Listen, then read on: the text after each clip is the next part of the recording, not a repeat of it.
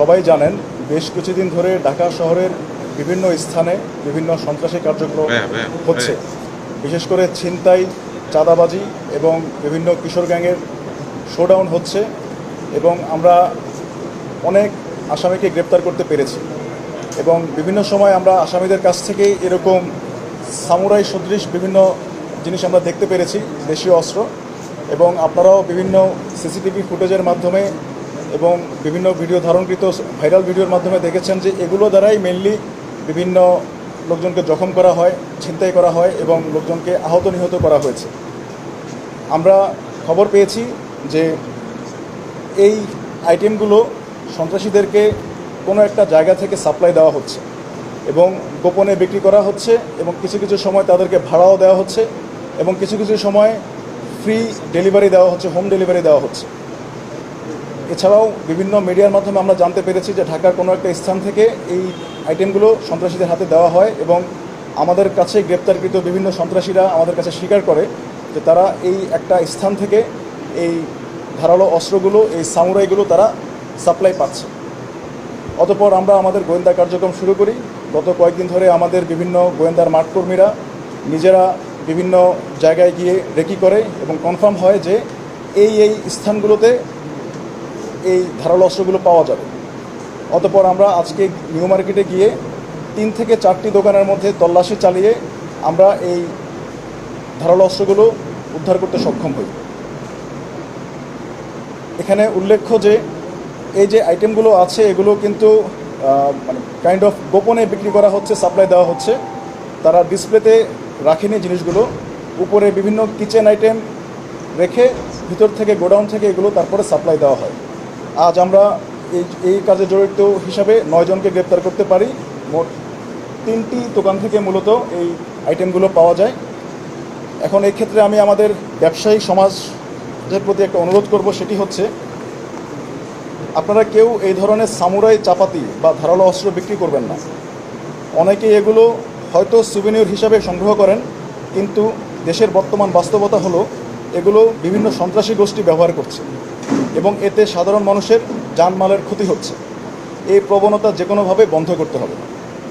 আর সাধারণ জনগণের প্রতি আমার একটি অনুরোধ আছে, সেটি হচ্ছে কিশোর গ্যাংয়ের দৌরত্ব বন্ধ করতে হবে এবং ইনশাল্লাহ আমরা তা বন্ধ করবই। আপনাদের আশেপাশে কেউ ধারালো অস্ত্রের অবৈধ ব্যবসা করলে আমাদের নিকটস্থ সেনা ক্যাম্পে খবর দিবেন। সকলের সম্মিলিত প্রচেষ্টায় কিশোর গ্যাংয়ের কার্যকলাপ বন্ধ করা সম্ভব হবে ইনশাল্লাহ। পরিশেষে আমি বলতে চাই, দেশের আইনশৃঙ্খলা রক্ষায় বাংলাদেশ সেনাবাহিনীর দৃঢ় অবস্থানে রয়েছে। আমরা দিনরাত চেষ্টা করে যাচ্ছি যাতে দুষ্কৃতিকারীরা কোনো অবস্থাতেই দেশে অস্থিতিশীল পরিস্থিতি সৃষ্টি করতে না পারে। এই ব্যাপারে আপনাদের সহযোগিতা একান্ত কাম্য। সবাইকে ধন্যবাদ।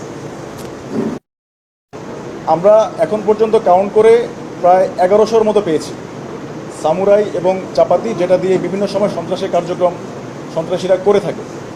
এখন পর্যন্ত 1100 পেয়েছি। আরও 2-1টি বক্স কার্টুন আছে যা এখনও খোলা হয়নি, খুলে আমরা ফাইনাল সংখ্যাটা বলতে পারব। আসলে এই মানে অন্যান্য হাউসহোল্ড আইটেমগুলো আইনগতভাবে বৈধ।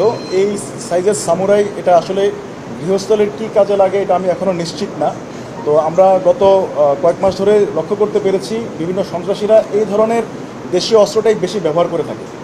তো সেই কারণে আমরা আসলে বিভিন্ন সন্ত্রাসীর কাছ থেকে যখন গ্রেপ্তার করি, ইনিশিয়াল স্বীকারোক্তিতে তারা স্বীকার করেছে যে তারা এই জিনিসগুলো খারাপ কাজের জন্য ব্যবহার করে আসছে এবং তারা গোপনে এগুলো বিক্রি করছে।